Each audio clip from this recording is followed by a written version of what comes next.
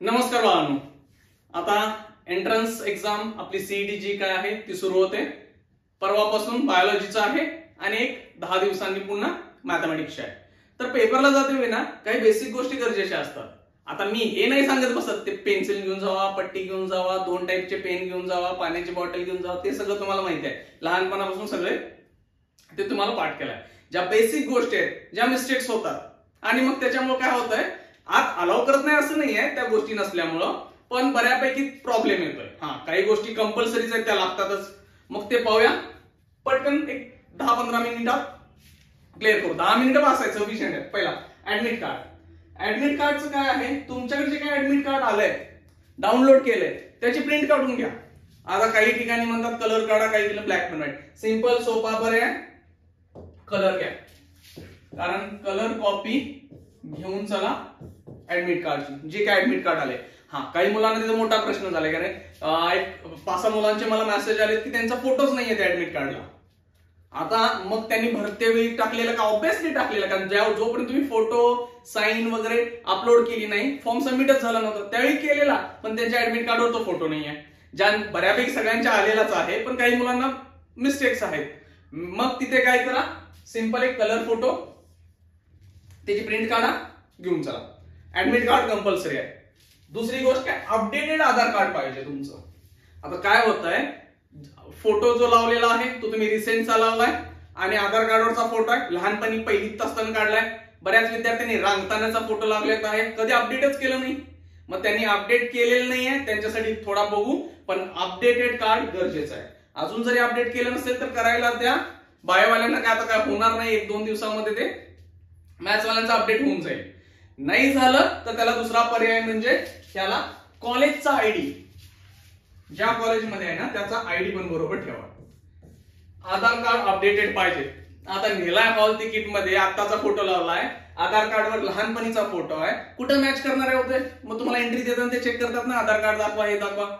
मग तिथं गोळ होतो, वाद चालू होतोय, मग पॅनिक. आधीच एक्झामला चाललाय, 2 वर्ष ह्या एक्झामसाठी प्रिपेअर केलेला, आणि मग तिथे हे सगळं वाद माप सोडणार की नाही सोडणार, सोडतात सोडा, काहीतरी गोष्टी परत क्लिअर होऊन. पण विनाकारण टेन्शन, काही मुलांना अडवून पण ठेवलं जातंय. हे होऊ नये, त्याच्यासाठी अपडेटेड आधार कार्ड नसेल तर आधार कार्ड बरोबर कॉलेजचा आयडी घ्या.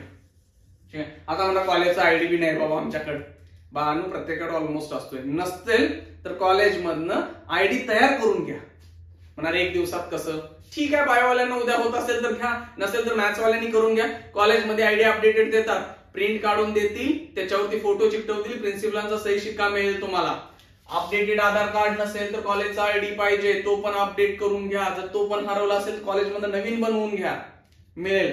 कुठल्याही पॅरेंट्सना पाठवा, तुम्हीच जायची काय गरज नाही. अभ्यास वगैरे करायला लागला, बिंदास बरं आई वडिलांना कोणाला तरी पाठवून द्या, तुम्हाला बनवून देतील. ओके, दोन्ही नाहीये त्यांच्यासाठी मी तिसरा ऑप्शन म्हणजे कॉलेजमधनं सांगितला. बऱ्यापैकी विद्यार्थ्यांकडे आयडी असतोय, काहींचे अपडेटेड आधार कार्ड नसतील. नेक्स्ट, फोटो पाहिजे तुमचा, एक फोटो पेस्ट करून. एक फोटो तुम्हाला रिजा, तो पण फोटो कुठला बरोबर घेऊन चला, जो ऍडमिट कार्डवर आलाय ना, म्हणजे तुम्ही जो फॉर्म भरते फोटो वापरलेला, त्याच फोटोची एक कॉपी लागेल, ते घेऊन चला, तो बरोबर लागेल.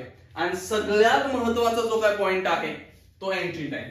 आता समजा तुमचा पेपर चालू होणार आहे 2 वाजता, ठीक आहे, तर तुमचं गेट क्लोज होतंय ना, म्हणजे एंट्री क्लोज केली जाते 1:30 वाजता, 1:30. मग काही छत्रपतींसारखं वागणारी लोक असतात, मीच खरं, काय संबंध आहे, 2 वाजता पेपर आहे ना, 2च्या अगोदर आलोय, मला आता एंट्री द्या. दिली जात नाही. कम्प्युटर बेस्ड एक्झाम्स आहेत, ऑनलाईन एक्झाम आहेत. जर गेट क्लोजरची टायमिंग म्हणजे एंट्री टाइम 1:30 वाजता दिलाय, तर तुम्ही काही झालं 1:30च्या अगोदरच पाहिजे तिथं. जर तुम्ही 1:31 ला जरी गेला तर तुम्हाला अलाव केलं जात नाही. मग भांडणं होतात, बऱ्याच वेळा मारामाऱ्या पण झाल्यात तिथं. का? आणि 2 वाजता पेपर चालू आहे ना, आता सोडवणार. रूल्स सांगितला नाही. मी तर माझेच 1-2 विद्यार्थी अब्सेंट पाहिलेत, गेलेत तिथं भांडायला लागलेत, तिने दिलं घेतलं नाही, त्या वर्षी कॅन्सल झालं. एकट्याचा गॅप पडला आणि एकट्यानं प्रायव्हेट युनिव्हर्सिटीत घेतलं. जर तुम्हाला गव्हर्नमेंटच्या सगळ्या फॅसिलिटी पाहिजे तर स्टेट बोर्डची जी काय सीईटी आपली होते, स्टेट गव्हर्नमेंटची ती सीईटी द्यावीच लागेल. प्रायव्हेट युनिव्हर्सिटीच्या सगळ्या फीज असतात, त्यांची सीईटी, मग काय तिथे इझिली ऍडमिशन मिळते का? लई मोठी गोष्ट नसते प्रायव्हेट युनिव्हर्सिटीला, सगळी फी भरा वगैरे. ओके, सो काही झालं, पेपर भले 2 ला आहे, तुमची एंट्री क्लोजर 1:30 वाजता आहे, सकाळच्या शिफ्टला अर्धा तास अगोदर तुम्ही 1 और 1:15 ला पोहोचा. दुपारचा पेपर आहे, सकाळी असेल तर 40-45 मिनिटं काही झालं अगोदर पोहोचलंच पाहिजे. कोणत्याही परिस्थितीत ही टाइम मिस करू नका. ही मिस झाली तर म्हणणार प्रश्नच नाही, ही मिस झाल्यावर आत घेणार नाही, ही मिस झाली तर काही संबंधच येत नाही ना. 2 वर्ष या एक्झामसाठी लागलाय, त्यासाठी हलगर्जीपणा इथं करू नका. दुसरी गोष्ट महत्वाची आहे, त्यात एंट्री टाइम जो दिला त्यासाठी कुठल्याही पद्धतीनं लवकर जाते म्हणून स्वतः टू व्हीलर चालवायची नाही. पॅरेंट्सना पण टू व्हीलर घेऊन जाऊ नका. कारण काय, बरेच विद्यार्थी टू व्हीलर चालवण्याच्या नादात होऊ नये पण ऍक्सिडेंट होतात, पडतात, बरेच अब्सेंट राहतात. मग कोण सांगितलं ह्याच्यामध्ये? रेल्वे बस असेल तर थोडस चेक करा.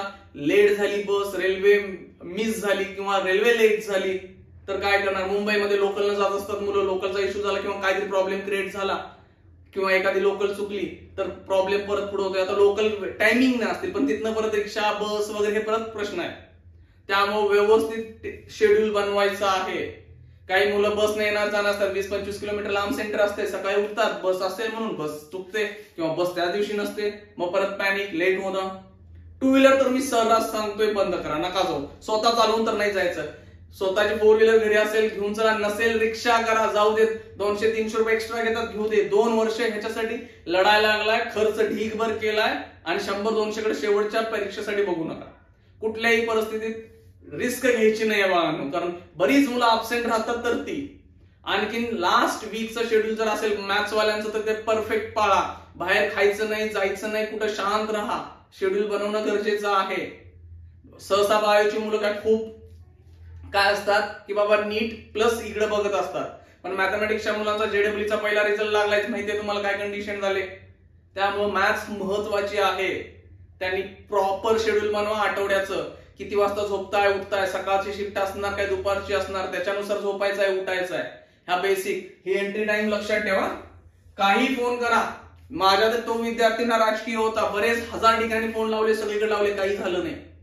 त्यामुळे तिथं एवढा सगळा त्रास करून घेऊन एअर घालवण्यापेक्षा सिंपल आहे, टाइम वरती पोहोचा. ओके, ह्या गोष्टी बेसिक आहेत, ह्या फॉलो करा. हा पेपर कसा सोडवायचा, सीईटीचं काय करायचंय याचा व्हिडिओ मी उद्या सकाळी देतोय तुम्हाला. थँक्यू.